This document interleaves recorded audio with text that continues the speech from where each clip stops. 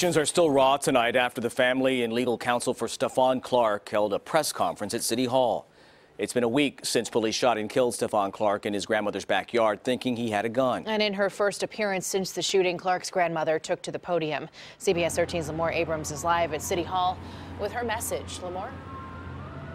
That's right. Stephon Clark's grandmother barely spoke through her tears. She was so emotional. She even had to be wheeled out of here, wheeled out of City Hall in an office chair, but not before making a passionate plea for her grandson. A tearful plea for justice inside City Hall. They didn't have to kill him like that.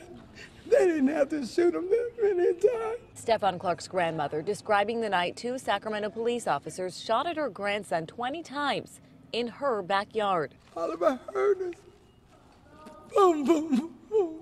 I just heard it and I just got on the floor. The emotional speech was part of a press conference organized by civil rights activists and the Clark family's high-profile attorney, Benjamin Crump. We will stand up for Stephon. We will speak up for Stephon. And we will fight for Stephon. Crump is calling for an independent autopsy of Clark's body. And they can tell if he was killed from the back or if he was killed, you know, what was the point of entry that was fatal. Activists are also working with the Justice Department to launch its own investigation into the shooting. But they say they're still waiting on the Sacramento County District Attorney's Office. Anne Marie Schubert, District Attorney, we do not give you a pass. You need to return the call of the NAACP. The DA's office tells CBS 13 it reviews all officer-involved shootings in the county, but the DA won't say whether she'll consider filing criminal charges against the two officers. Hey, show me your hands! Police say they chased Clark to his grandmother's backyard last week after a 911 caller claimed he was smashing car windows in a South Sacramento neighborhood.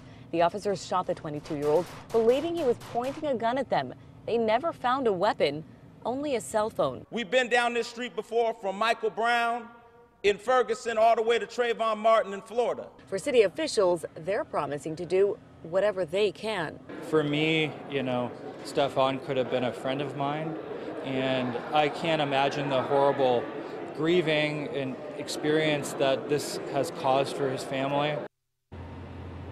Now, the city has even cleared its agenda for its city council meeting tomorrow to discuss possible police shooting reforms, including possibly reforming its policy around muting a police body camera's audio. According to the family attorney, officers muted the audio shortly after the shooting.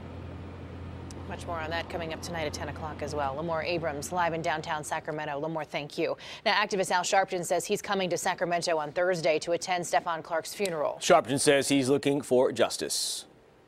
Cannot have laws, as they do in Sacramento, that empower police to be the judge, jury, and in this case, possibly the executioner.